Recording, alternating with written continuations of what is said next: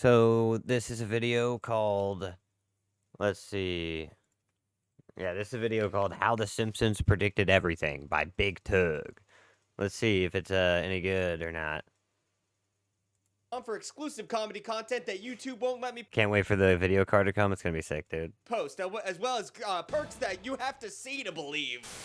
Ladies and gentlemen, welcome to 4K filming. Bought a new camera. We're gonna piss right past that. Do not mention my eczema. So The Simpsons. You guys know The Simpsons, right? No. Unless you know The Simpsons, Never right? heard The of them. Simpsons is the longest running show in American television history, a comedy institution and an animated Nostradamus. It gave us iconic characters such as Homer Simpson, Bart Simpson, Lisa Simpson, and the whole gang in the background. And The Simpsons have been around for so long that the things they were making fun of are the things that they're now known for. Like Krusty the Clown was making fun of like Bozo the Clown, but people don't remember Bozo the Clown, so now Krusty the Clown is just its own thing. It's very confusing. Weird thing that can happen if a show runs for more than 20 years. But The Simpsons have done much more than, push the envelope and have a great comedy history. They've done a couple weird things in their past. They predicted a lot of things that have happened in the world. They predicted so much that you'd assume that the entire writing staff was, just a bunch of physicists doing some time travel shit. But no, it's just staffed by a bunch of Harvard graduates for some reason. And a lot of them. There's a lot of Harvard graduates that came out of that writing room. Since its debut in 1989, Weird. The Simpsons has been a revolving door of Ivy League chuckleheads, counting over 30 Harvard alumni writers. So I guess if you hire the brightest minds in the world to write for your TV show, two things happen. Really well-written jokes about alcoholic fathers and peeks into the future for some fucking reason. From science to sports, politics, and pop culture, this cartoon is practically clairvoyant. So get ready to eat your shorts, because we're gonna look on the psychic side of The Simpsons.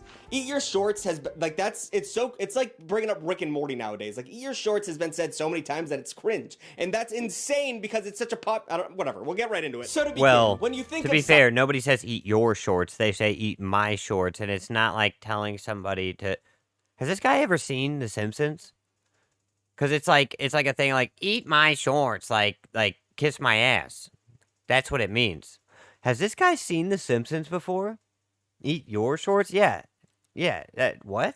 Science. The town of Springfield is probably not your first thought. Yes, they have that weird little scientist character, and yes, Homer works at a nuclear power plant, but both of those things are the signs of the time, because nuclear energy was a big deal in the 90s, and once again, the show is very old. However, the Simpsons have their grubby little yellow fingerprints all over every innovation that's happened in the last 30 years. In 1964, scientists proposed a theory that explained how... I'm less likely to believe what he said, you know? Yeah, hey, ChatGPT, make me some new video idea. Yeah, exactly. Now write a script about how The Simpsons predicted everything, ChatGPT. Yeah, exactly. Gained mass. If true, this so-called God particle would help us really understand what the Big Bang was. And I'm talking about the theory, not that dog TV show, that laugh track. It shocks me every time I watch it.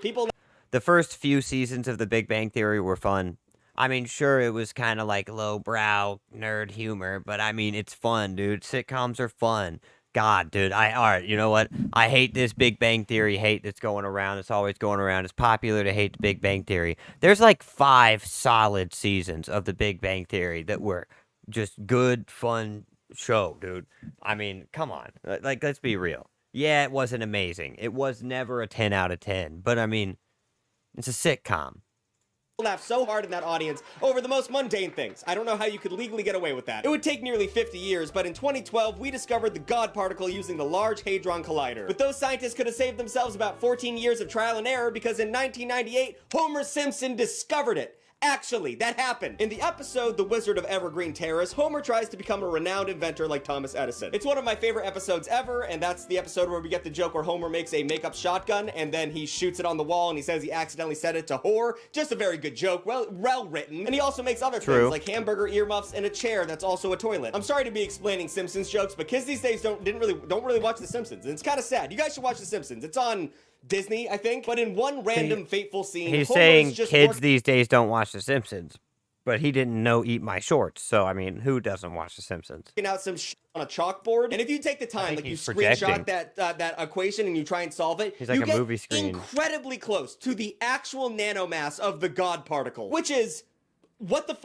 Why? That is crazy. Why? Of course, as smart as the Simpsons writers are, they can't take all the credit for this one. They actually contracted a professor at MIT to help come up with the formula Homer would scrawl on the chalkboard. So even though this didn't come out of the writers of the Simpsons, the fact that Homer got this close to figuring this out is beyond me. Like, why would you hire an MIT writer to make a joke that no one would understand? And why didn't that guy just solve the... It's fucking crazy. Let's move on to another episode called Civilian Space Travel, which happened in Season 5, Episode 15. Long before billionaire Elon Musk assumed his role as Dick Cheney-esque puppet master of Donald Trump, his private rocket company SpaceX started sending civilians to the final frontier. All right, yeah, I like this guy can't help but like insert his politics into the fucking video too.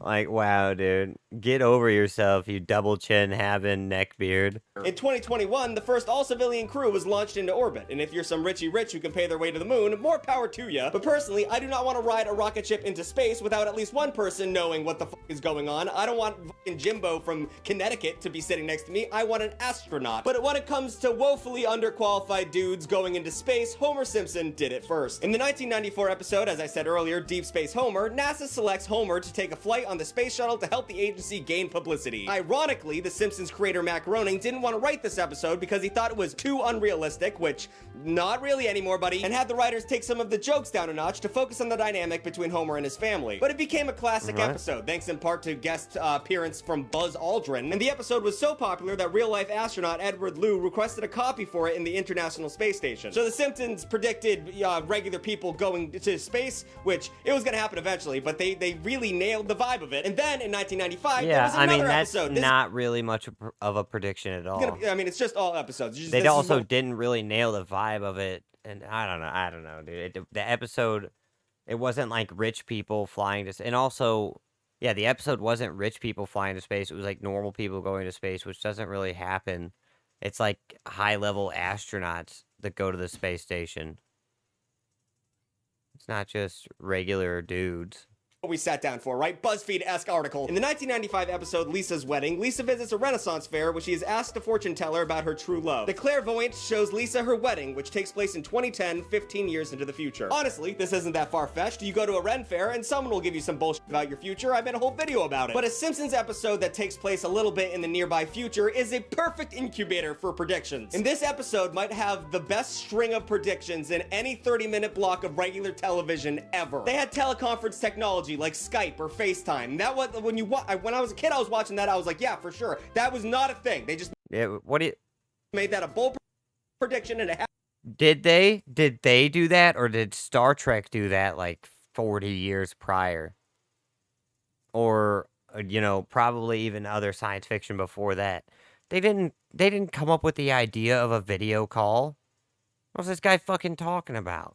Happened so fast, and they had smartwatches. They literally had fucking Siri on their thing, and I know like the fucking Jetsons probably had that too, but they nailed the feel of it. They even have a few visual gags that are pretty much predictions themselves, like how the night sky is intentionally made a reddish color to represent the continued environmental damage and pollution, and a 2010 Rolling Stone tour poster on Lisa's wall that pokes fun at the suggestion that the then 30-year-old band would never stop touring, which as of 2025 is still very accurate. All right, let's move away from the science, because they did a lot of science shit. But yeah, I think there's a lot of rock stars who should really just retire. Like, they're like 100 years old, like AC/DC. At a certain point, just stop touring, guys. I mean, I get it. It's really cool. You're awesome musicians, but please just rest. More than all these pages, predictions. So Pete Rose holds the record for number of hits in the league of. It's weird to go watch a 100-year-old man go run around on stage and play guitar, or Ozzy Osbourne be wheeled out in a throne that he can't move from and sing like songs with half his breath right before he dies. Like, that's weird. Major League Baseball. But because of a gambling scandal, he's not in the Hall of Fame. But you know who is? Fucking Homer Simpson. It was purely ceremonial, but in 2017, Homer was inducted into the Major League Hall of Fame because of the episode Homer at Bat. And you might think that's the end-all be-all, but that's not even close to the largest contribution that The Simpsons have done to the history of sports. The Simpsons have a pretty great track record of predicting the biggest game in all of sports, also, the Super Bowl. Why is this guy yelling? Like, can he calm down a little bit? Jeez. And I know you guys are going to say the this World must Cup. be his thing. I'm an American. I don't give a shit about that. It's the Super Bowl. In fact, in the early 90s, they went on a legendary streak. It started in the 1992 episode Lisa the Greek, when Homer realizes Lisa is a natural at placing bets. Under the guise of daddy-daughter dates, Homer would ask Lisa of, like, gambling Some people need to make more money, so oh yeah. every Sunday and would get rich off that. Eventually, Lisa catches on to the whole thing, but we're not here to talk about plot. I'm here to talk about the fact that she predicted that the Washington Redskins would win Super Bowl 26. And I know they're not called the Washington Redskins anymore, but it was back then. The episode aired on Fox a few days before the actual game, and Lisa's pick was right. And then Fox re-aired the same episode the next year, Super Bowl 27, and they did a different voice line where Lisa repicks it, and Lisa, once again, accurately predicted that the Dallas Cowboys would win. It's a if Lisa mentions a football team, put your life savings on it. The following year, Fox again re-aired the episode before the Super Bowl, but they didn't have to lift a finger this time because the Super Bowl 28 was just a rematch of Super Bowl 27. And once again, the Dallas Cowboys won. So it's like, that's the whole thing. That was the fact that she could pick bets, and she's doing it in real life. For 3 straight years, the smart money was to put it on Lisa Simpson. Not any, just put on whatever the fuck she says. And 20 years after that, the Simpsons would predict another Super Bowl. But only this time, it was the halftime entertainment. 5 years before it happened in real life, Lady Gaga performed at the Super Bowl in The Simpsons. And yeah, she was a big star at the time, and you could assume that at one point she would get the Super Bowl role, but it was weird because the outfit she was wearing in the episode was shockingly similar to the one she actually wore at the Super Bowl. She was even hung over wires and suspended above the crowd like they said she would be in the episode. And now this could all be I think it's absolutely ridiculous that those are the people who do the halftime show. A sly nod to the fact that like she was actually trying to recreate what she did in The Simpsons, but that seems like a whole lot, but could be. Regardless, she made a prediction come true. And remember when I was just talking shit about the World Cup? Well, The Simpsons also does some shit about the World Cup. In 2014, The Simpsons tackled the other football, soccer, in the episode You Don't Have to Live Like a Referee. This was the first episode to take place in Brazil since the country nearly sued Fox for the 2002 episode Blame It on Lisa. In that episode, it wasn't a good depiction. Lady Gaga on Prime, what a unit. Of not being racist. They showed Rio de Janeiro as like a place filled with like gangs and violence and street rats. Wasn't good, but Brazil eventually backed off from the lawsuit after The Simpsons apologized. Kind of. James L. Brooks, one of the creators of the show, said, "We apologize to the lovely city of Rio de Janeiro, and if that doesn't settle the issue, Homer Simpson offers to take on the president of Brazil on Fox's Celebrity Boxing." So kind of like a fuck you, but it was, you could see it as a genuine apology. 12 years later, the Simpsons family visited South America again, after Homer is invited to referee at the World Cup after a scandal caused a zebra shortage. Apparently zebras are what cool sports guys call refs. I don't know anything about that, but that was what it's in the script. So here comes the prediction. Weird. Not only did The Simpsons predict that Germany would win the World Cup that year, but in 2015, the scandal storyline also came true. 14 officials from FIFA, the governing body of soccer, were indicted by the U.S. Department of Justice. They were accused of conspiracy and corruption, including $150 million in bribes and kickbacks for bids to host the World Cup. So, like I said again, it was, it wasn't a clear prediction. And yes, it was kind of like hanging fruit because everyone knew FIFA was corrupt at the time, but they nailed that prediction and they nailed Germany. So two of those at once makes it seem like they actually knew what the future was going to be like. And they also predicted some shit about curling. You guys know about curling? I don't think it's a surprise to anyone that the U.S. has never FIFA's like the most corrupt sports organization that I know of. really been known as a dominant force in the sport of curling. Curling feels like the domain of a country that's only really good at hockey. You know what I'm saying? They're around ice a lot. If you grow up and your lake's frozen over and you can't afford a stick, well, just slide that puck and see how close you can get it to other pucks. You know what I'm saying? This is why the 2010 episode Boy Meets Curl was funny, even in its very... And, FIFA is still even more corrupt. Yeah, FIFA's still corrupt as hell. Conception. In the history of the U.S. Olympics, America has only been able to win bronze once in 2006. We are not good at curling. So when Marge and Homer win Olympic gold in curling by beating Sweden, it almost feels like absurdist humor. So us winning that medal is silly on paper. We would never do that. But then we did do that. In 2018, the U.S. Olympic team for curling won the gold, and who did they beat? Sweden.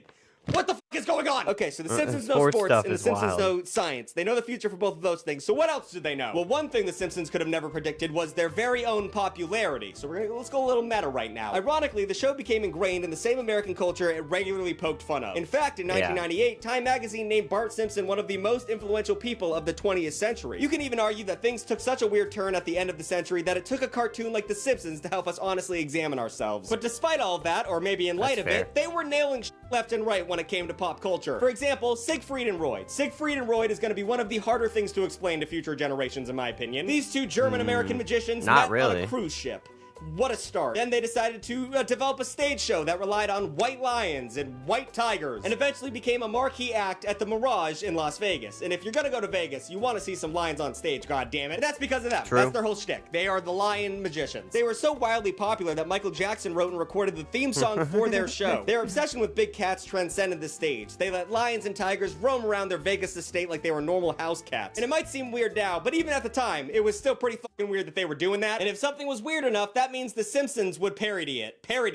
parody it. Am I saying that right? They made fun of it in 1993. In the episode Springfield, and the S is of dollar sign, Mr. Burns hires a tiger handling duo to perform at his new casino. Yeah, and as you would kills expect, one of the guys. it would end in a tiger attack. This is The Simpsons. They're gonna make fun of it. And yes, that's something that you would always expect. But then a decade later, it happened. One of the guys got fucking mauled by a tiger on stage. He barely escaped with his life and became partially paralyzed. And you have to give credit to The Simpsons for calling their shot that early in the game. But I mean, come on. That was gonna happen. You're fucking around with tigers on stage. One of them's gonna fucking kill you. True. And by the way, I don't feel bad for Siegfried or Roy. They're a great gay icon story, but they bred and sold big cats and subjected them to lives of captivity. So fuck them. That's not conservation. That's animal abuse. And I don't want to get into this right now, but I love big cats. And what are you talking about? They let them just wander around their house. It's not like they were pets. It's not like they were fucking kept in a cage. You fucking weirdo.